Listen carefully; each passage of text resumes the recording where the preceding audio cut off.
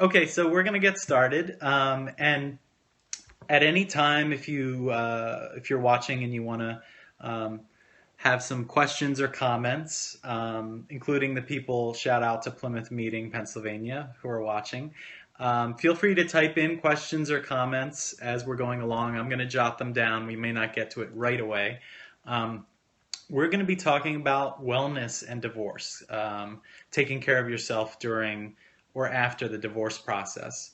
My name is Matt Pilisher, and I'm the host of this Divorce Periscope. We do this the first and third Wednesdays of every month, and we rotate between different topics, talking about divorce and finances, divorce and children, divorce and wellness. Thanks for the hearts, and um, and also sometimes the difference between litigation and mediation.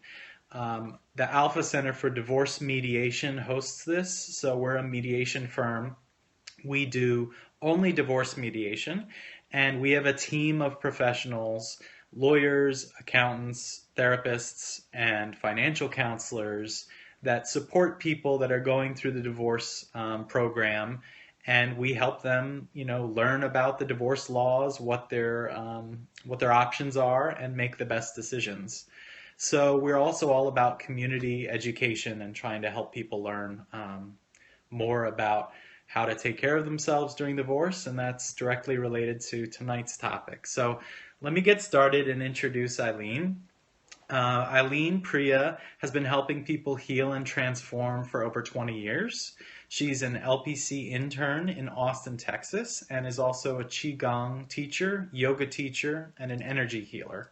Eileen works with people who are going through major life transitions and especially enjoys working with divorce. She believes that divorce and other life transitions are opportunities for transformation and helps her clients grieve what they are releasing and learn how to embrace new beginnings. We talk a lot about new beginnings at Alpha Center too. Her work is body-centered, drawing on her many years of experience with yoga and qigong, and she provides clients with tools to regulate their nervous systems and connect with their higher selves. So welcome, Eileen. Thank you, Matt. Yeah, thank you so much for being here. And why don't you just give a little introduction beyond that, Okay. what you do here in Austin and how you work with people going through divorce. Okay. Yeah. So I'm here in Austin, and like Matt said in that lovely introduction, thank you. I do a lot of body-based work to help people move through a major life transition. I do a lot of work with grief, and to me, divorce is a grief process where we have to grieve that which we're letting go, and then learn how to embrace what's coming next. And that's that's a really deep and soulful process. And I help people with that by, we really look at all of the things that are going and getting new tools. And that's the body-based work that I do. I also do groups, and I combine movement with writing and art to access the right brain. And seems to be really helpful to help people release things and move forward. So, for people who aren't familiar, we're talking about divorce and wellness for the people that are just joining us. For people who aren't familiar with the body work and are thinking of a therapist as someone that helps you talk through your problems, can you just explain that a little bit? So with the body based work is that we all know that when we're going through something that's difficult, we feel it in our bodies, and grief and divorce, there are things that we really feel. Right. So we feel, our stomachs feel off, and our hearts feel heavy. And so what we do is we use those sensations in the body to help us understand what's going on, and then to help us release things, release the trauma that we're holding, and then see the new things that can come forward. Because sometimes we get stuck in a perspective, and a lot of times that's held in the body. So I use a combination of really paying attention to those sensations, and then I also use specific movement things. Qigong especially has movements that are specifically for release and for connection, and then and yoga has some as well. So I use a combination of those things. So, so divorce is obviously an incredibly stressful, difficult Yes. time. What are some of the impacts that going through divorce has on your mind and on your body? Okay. Yeah, so it is an intense experience. And what I see a lot of are people getting headaches, like a lot of migraines, debilitating migraines. I see people with a lot of gastrointestinal stuff. That includes like some people can't eat. A lot of times I think that's because we're having to emotionally digest this incredibly confusing and difficult situation, and it affects us in our stomachs. I have people come in who literally can't eat. I also have people who are reaching for food as comfort. So that's some disordered eating happens a lot, along with the GI stuff. We also have a lot of insomnia happen during divorce. And that most of the time that's because people are up thinking about, worrying about what might happen and what could happen. And as I'm sure you know, a lot of people get some unpleasant surprises during divorce. Someone who they loved and trusted turns into someone else, and there's running thoughts about the mistakes that were made. And so people's nervous systems can't calm down enough to sleep. So that happens with the insomnia and the running thoughts. And then people also have just like generalized aches in their body. And there's a lot of forgetfulness and confused thinking that happens as well. And as you know, those are things that are not good to be having going on when you're making huge decisions about your life. Huge decisions, yeah. For those of you who are just joining us, we're talking about divorce and wellness. This is Divorce Periscope, so we go through different topics talking about divorce. We're encouraging you to ask questions, make comments as they relate to divorce. We have Eileen Priya here, who is a therapist and does a lot of really interesting, cool body work to help you sort of ground yourself as you're going through difficult grieving or transition processes.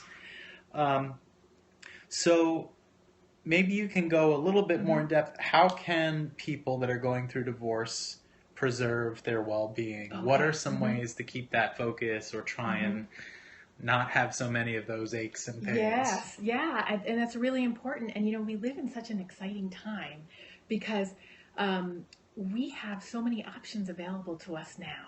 So we have, in the first place, exercise is an amazing way to help us regulate our nervous system. And almost all of these, actually I can say all of these bodily symptoms that happen during divorce are a result of our parasympathetic nervous system, our fight, flight, or freeze response, getting activated and not being able to calm down. So what we want to do is find anything and everything that we can do to make sure that our nervous systems can come down and regulate themselves and get that sympathetic nervous system, the parasympathetic nervous system activated. So what we want to do, and I think I said parasympathetic earlier, it's the sympathetic nervous system that's active, that fight or flight. So what we want to do is anything that has a calming effect on you, and that's different for everyone, but one of the biggest ones is connecting with people who you trust and love. So activating your social network is very important. And then, going and finding a good counselor who gives you a nice neutral space where you can talk about things in a safe and neutral environment. And then we have such wonderful alternative therapies available now. I often recommend massage to people because, in a divorce, sometimes we get touch taken away, and it's a really safe, soothing and nurturing touch. Acupuncture is another thing that can really help regulate the nervous system, and it can also help with physical problems that are coming up. The immune system can also get suppressed with this much stress, and so acupuncture is a nice non-invasive way to help with that. And then of course I'm a yoga and qigong teacher, so I'm a big fan of that. And it's a way to, I feel like yoga and qigong are like one-stop shopping. You get some exercise, you get some spiritual connection, and you get some, lymphatic drainage. It really does. Both of those modalities do everything. And then really anything else that makes you feel good. And I say stay away from the substances. I was going to say that because that can Yep. make you feel good in the short term, but Not in the long yeah. term. And these things are all really they're not only they don't just feel good, but they actually give you some tools that you can take home. And then I also didn't mention meditation because that's a really great one too. And there's I don't know, in Philadelphia are there meditation centers? Yeah. A lot of them. Yeah. I'm sure there are. Yeah. Yeah. And we had mentioned, Matt and I were talking before this started, and here in Austin, there's tons of massage schools and acupuncture schools and places where you can get lower cost self-care. Because a lot of people get so worried about finances during a divorce, legitimately worried. And so that's a way that you can get that self-care without it having such a big negative financial impact. That's a great tip, to be looking at schools, massage students, or shiatsu students, or whatever kind of practitioner you're looking for the inexpensive option. So if you're just joining us, thanks for tuning in. This is Divorce Periscope, and we do this the first and third Wednesdays of every month. We are the Alpha Center for Divorce Mediation, and my name is Matt Pilisher. I'm an attorney and a mediator at the Alpha Center, and I host this show, and we have guests on to talk about different topics. So today we're actually broadcasting from Austin, Texas, which is awesome. And I found Eileen Priya, who is a therapist that works with people going through divorce.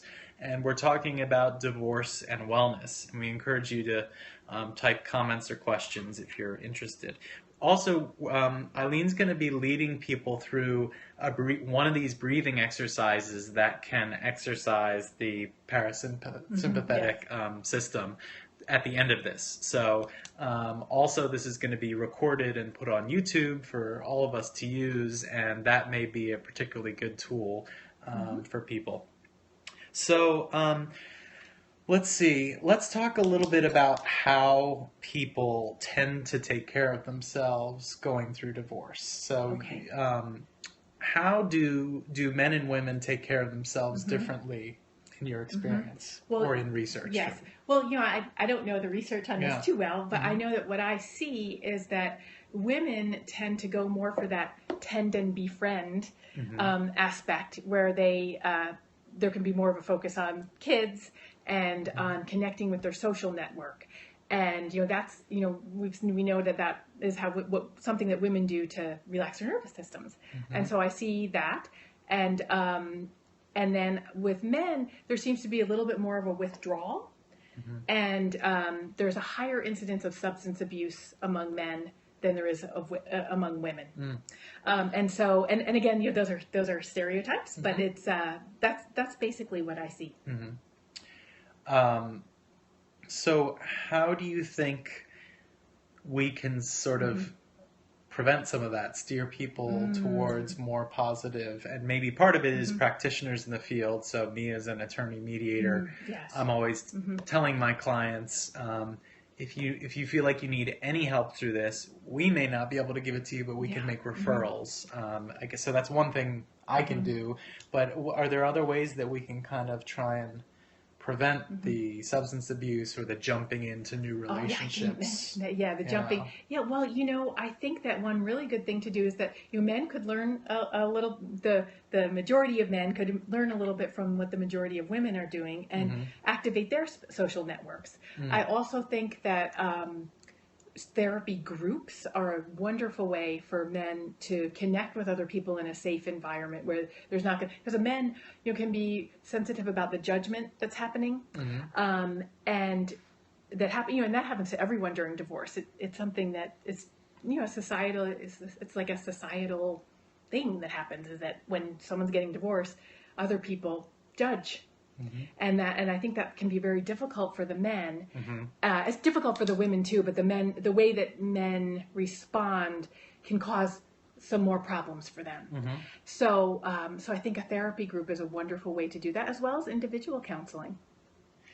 And you run some of those groups, right? Can you talk about what they look like? So I run writing and movement groups, and so they're really nice, because what we do is, instead of just talking, we'll have an exercise where we either write or draw about a topic, so you don't have to even think of your own topic, and then we talk about it, and then and so there can be a lot of connection and a lot of shared experience around the same topic, and then at the end of the group, we generally do a qigong sequence because it's less strenuous and even if people with injuries can do it. So we do a qigong sequence that specifically addresses anxiety or something that someone brings up in the group. And they seem to be really effective. Is there a way to show us really quickly what does qigong look like? Like, is it something that's you could do here at the table, or is it? Yeah. I guess so. In the first place, most people are more familiar with Tai Chi. Yes, I'm familiar with Tai Chi. So qigong and Tai Chi have a lot of similarities. Okay. The type of qigong that I work with, we use. So, for example, I can do one thing here, and that is right here, right about here on your body, is a acupressure point. Explain the concept of qigong is what we're doing right now. Yes. Yeah. So qigong, so it works with the body's energy system. And so right here, and if you feel right here, you might feel there might be a little bit of soreness, like right about there. You feel that? Yeah. Okay, this is a point that's specifically related to grief. So if you bring in 10 people who are getting divorced or 10 people who just lost someone, some people will actually have come into me and said, this part of my body is sore and I don't understand why. I'm not working out or anything. What is this? And it's because it's this point that's related to grief. And so while you're going to divorce, if you gently massage this point and then take brush down the arm and off the thumb, you're actually moving some of that grief energy out of your body. Okay, so this is one of the things that we do all the time in group. Okay. And it's kind of, and it's really interesting. People will just feel different after they do it. Yeah. So that's one of the most common ones that we do. Thank you. And then other movement things. Yeah. Does that make sense? Yeah. Okay.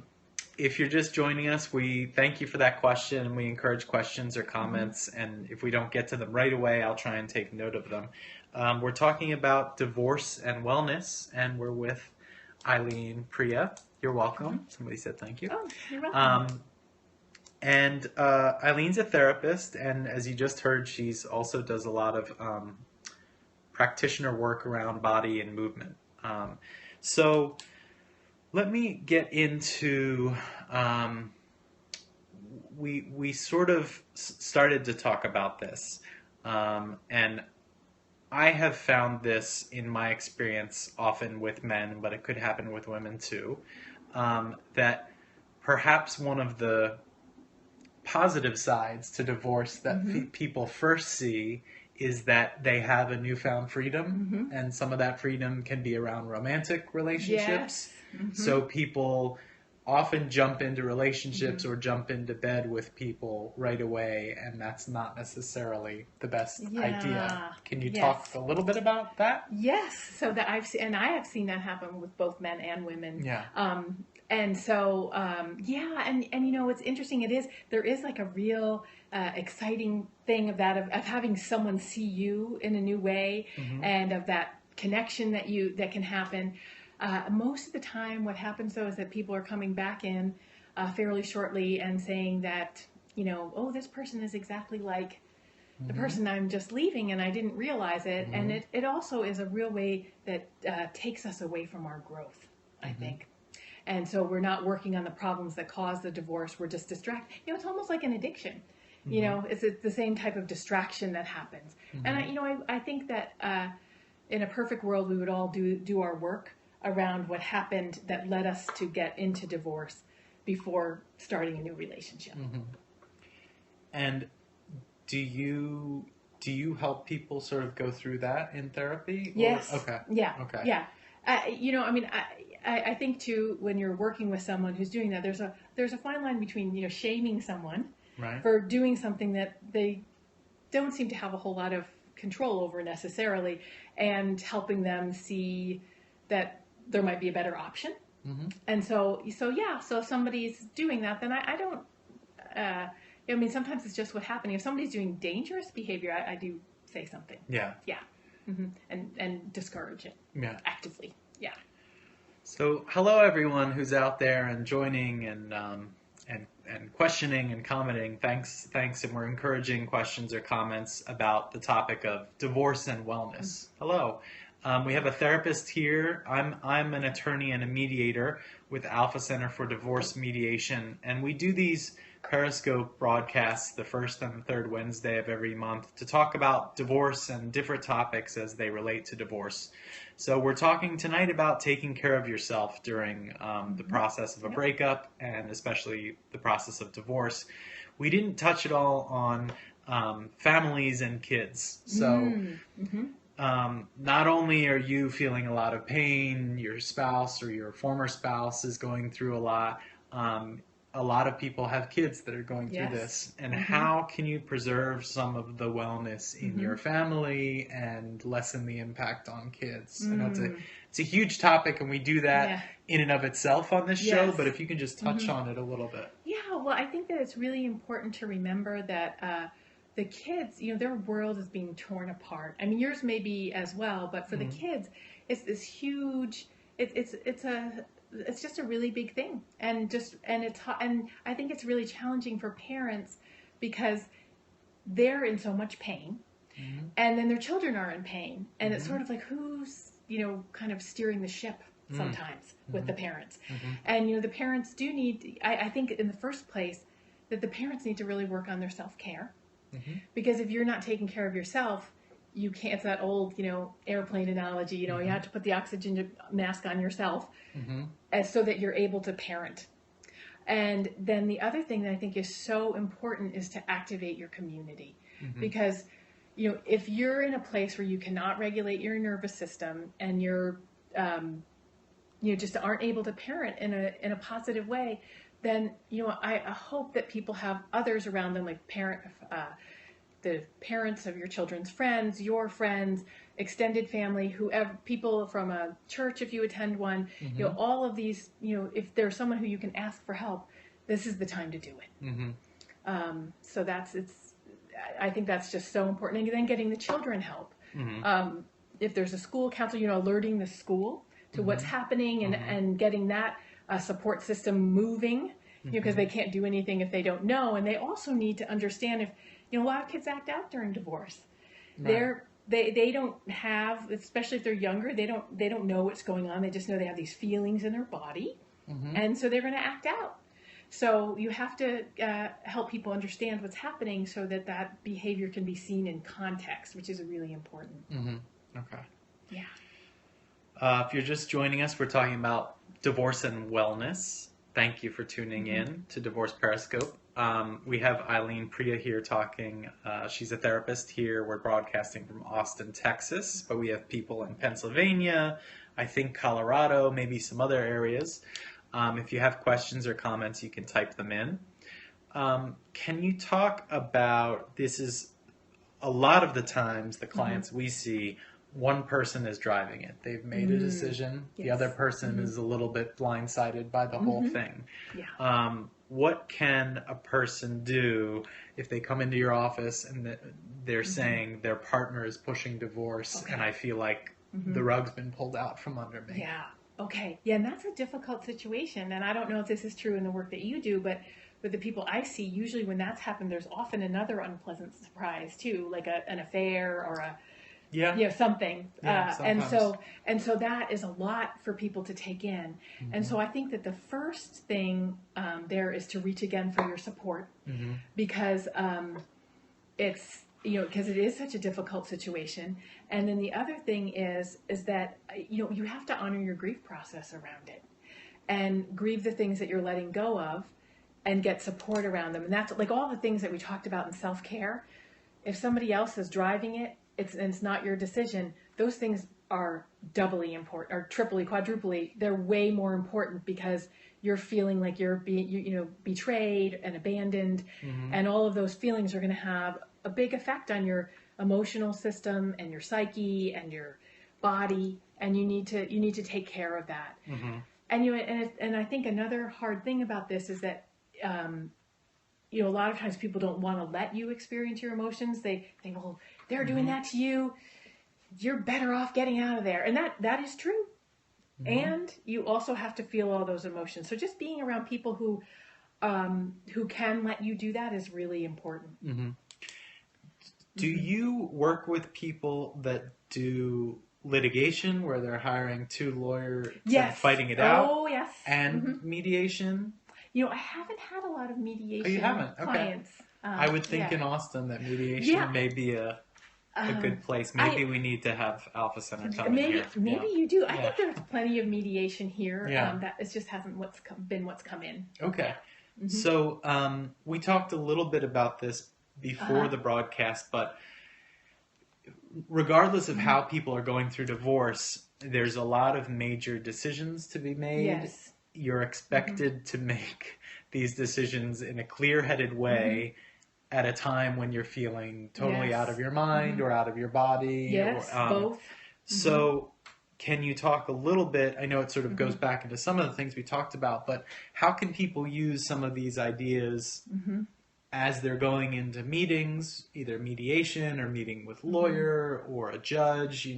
Court can be extremely stressful, but even just a mediation session where it's with your partner and you're trying to make big decisions. Yeah. Well, that's really important to think about, and I think that both a counselor and a mediator or an attorney can play a role in helping someone. And that one of the first things I would say is to know yourself, because most people either go, when they're under a stressful situation, go into a fight, flight, or a freeze response. So the fighters, their job is to learn how to stay calm and not get into a hyped up vengeance mode, right? Especially if there are children involved.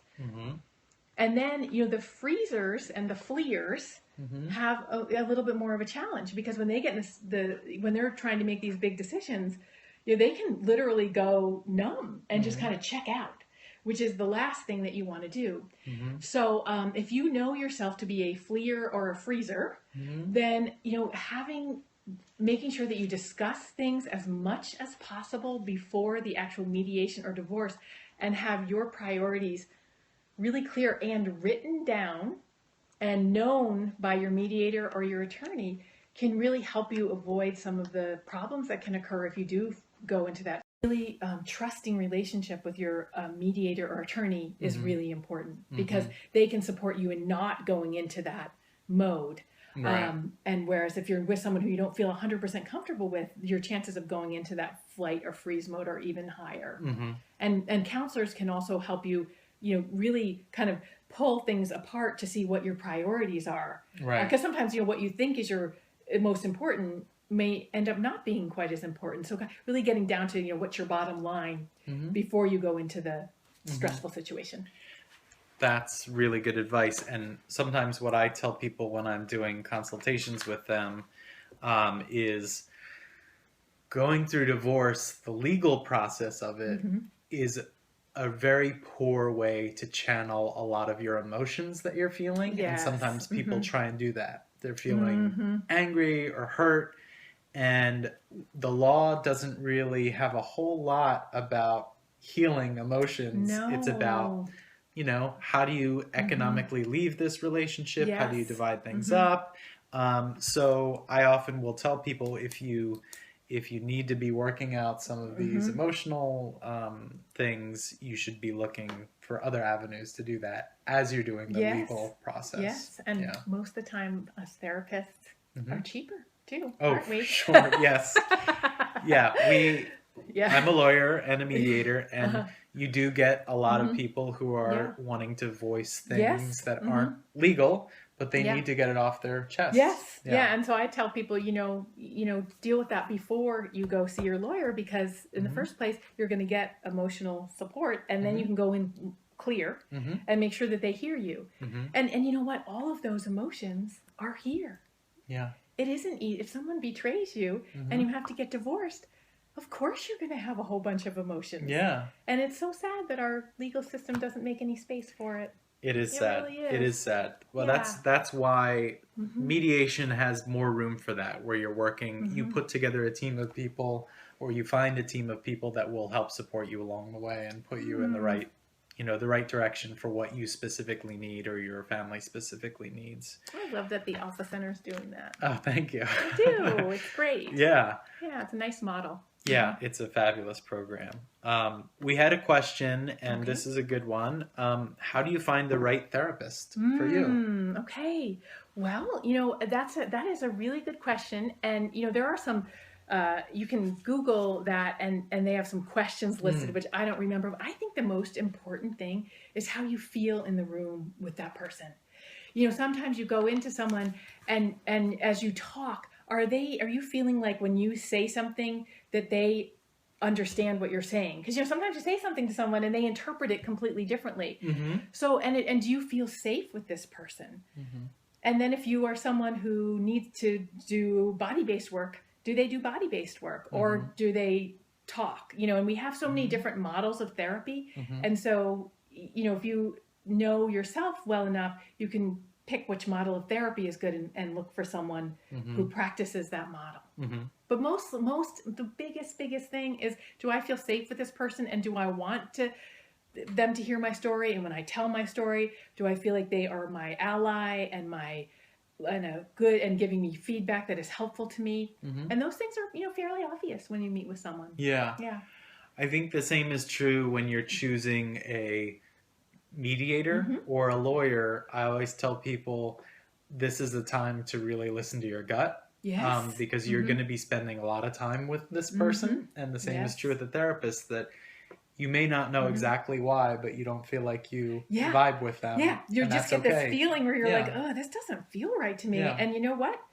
There are tons of therapists, and Mm-hmm. they might be a perfect match with someone else, but they're not with you. So, Mm-hmm. and therapists in general, we don't get upset. Like Mm-hmm. if I feel someone doesn't, like if I feel like I'm not getting them, I say something, and I say, would you like me to find Mm-hmm. someone else for you? Because we want to be a good match with you. Yeah. Yeah. Mm-hmm. I think I just have one or two Mm-hmm. more questions. Hello to everyone who's joined us or with us. We're talking about divorce and taking care of yourself through the divorce process. We have a therapist here, Eileen, Priya, and we're broadcasting from Austin. We do these divorce Periscope shows the first and third Wednesday evenings of every month from 7 to 8 Eastern Standard Time. We're usually in Philly, but now we're in Mm-hmm. Austin this week. So one of the roles of a mediator Mm-hmm. is to help, a neutral mediator is to help hear both sides in Uh-huh. a room. Mm-hmm. And oftentimes one side is quieter, more passive seemingly. Mm-hmm.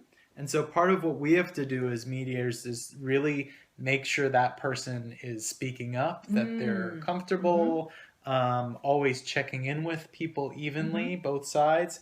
And I think that sometimes people who are quieter uh, sort of want to be nice or quiet to get through it, Yes. Mm-hmm. but aren't necessarily sticking Mm-hmm. up for themselves Yes. enough. Mm-hmm.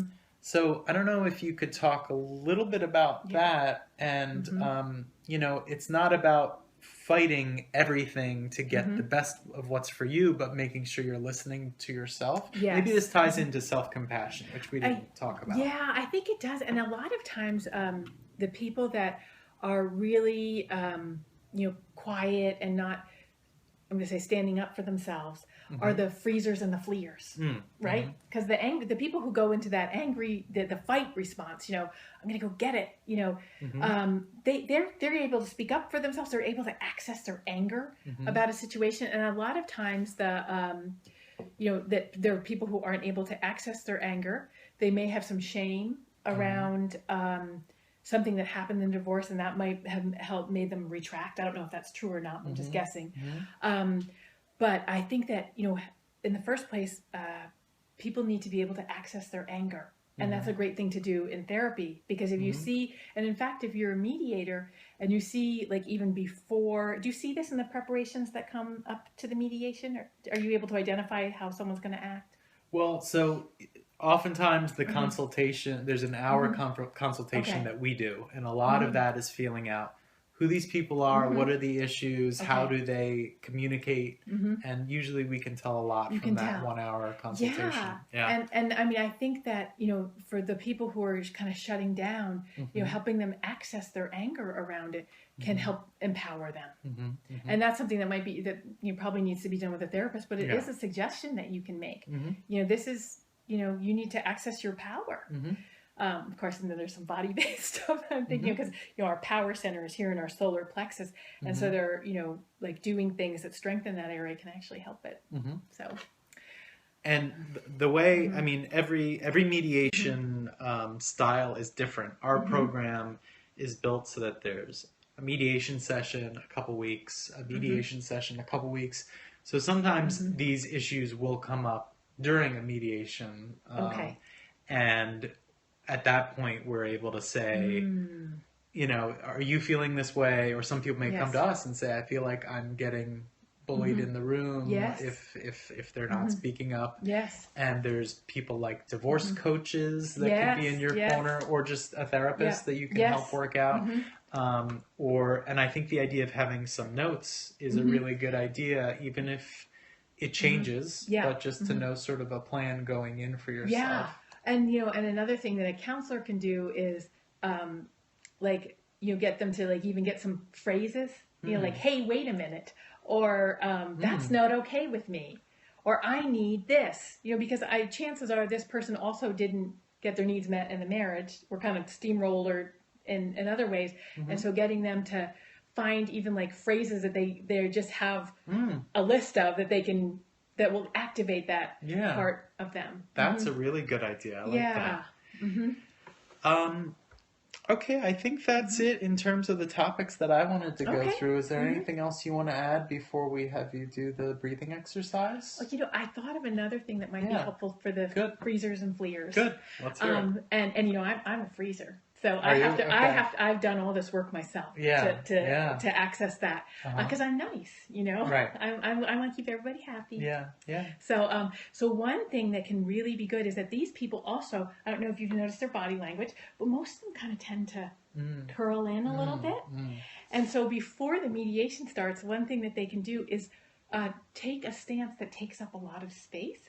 And so, I don't know if you can see this on camera, but making your arms go really wide, standing up, having your arms and legs kind of spaced far apart, and taking a few deep breaths, it actually does something to our system that says, I'm here, and kind of, and makes people feel strong. Yeah. And so that's something that that really works. Yeah. And I've suggested that too when people are going into a situation, if they are a freezer or a fleer, and they're going into an event where they have to be around their ex-spouse who was a fighter.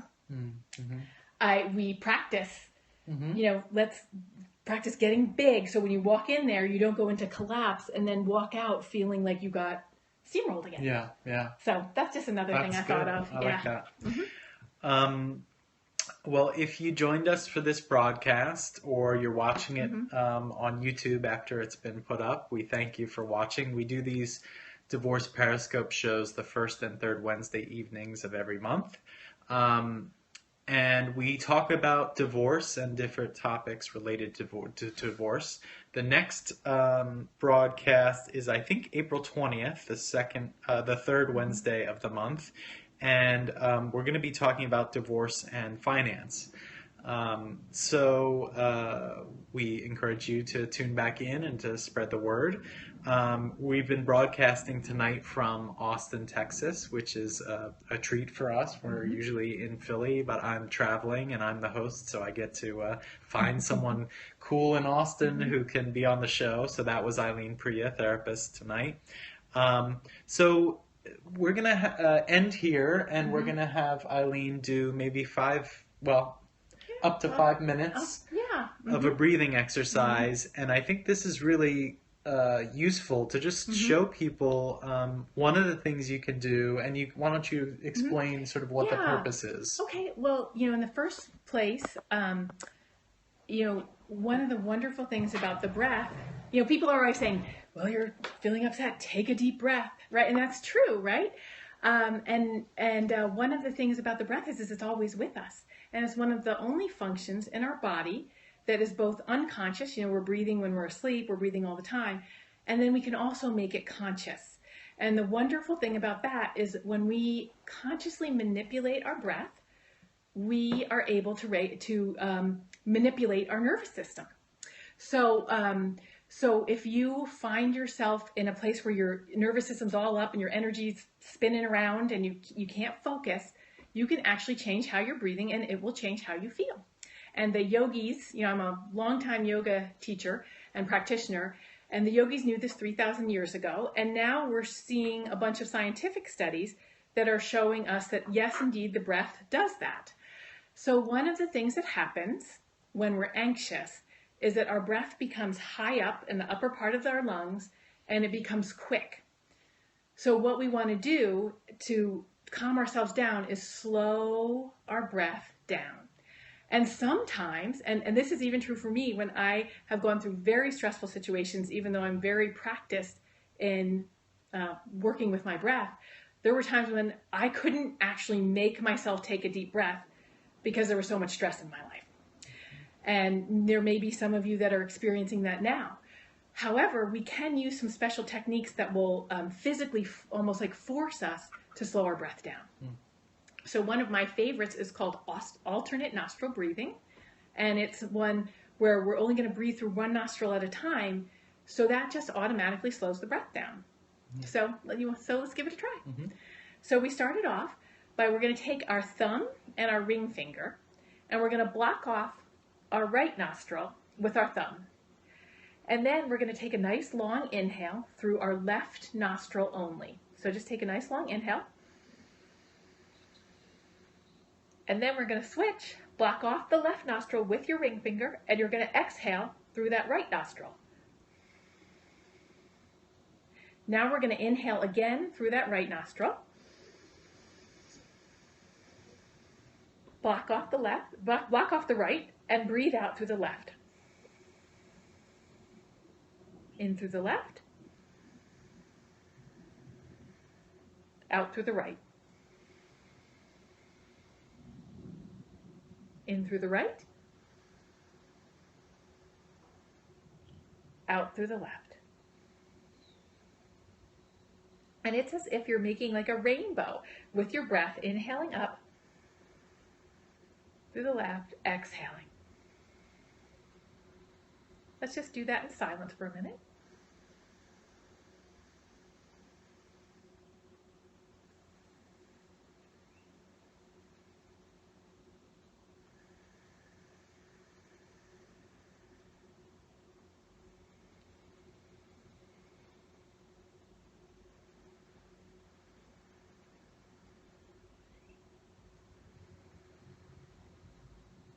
And relax the jaw and the belly.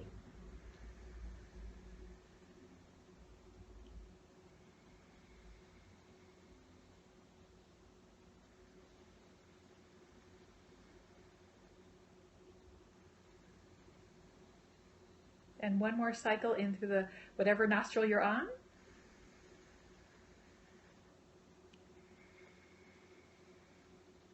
And then we always want to end on the left nostril. So wherever you are, just go ahead and inhale and exhale through that left nostril, because that's the one that's going to calm down the nervous system, because it accesses the right brain. So just check in and see how you're feeling. Did you get a little more relaxed? Yeah. Okay. Yeah. Yes. This one, it works. It's a key. It really does its job every time. Mm-hmm. And I recommend doing it like if you are going into mediation or something. Mm-hmm. I recommend doing it for 3 minutes or more. Mm-hmm. And it really does. You get into this place that's calm, but you didn't like space out, right? No, right. Yeah. Right. So it's good before meetings because it will keep you focused. It keeps you focused, balances the hemispheres of the brain. And I feel different after I did it, even though it was a short time. Yeah. Yeah. Well, thank you so much, Eileen, for joining us. It was great to have you, and I hope we can keep in touch. Yeah. So thank you for joining us. You can watch this on YouTube if you search Alpha Center for Divorce Mediation. It will be replayed there. And we hope to see you the first and third Wednesdays of the month to talk about divorce and different topics as they relate to divorce. I'm Matt Pilisher with Alpha Center for Divorce Mediation, and we'll see you next time. Thanks. Thank you, Matt. Okay, bye-bye. Bye-bye.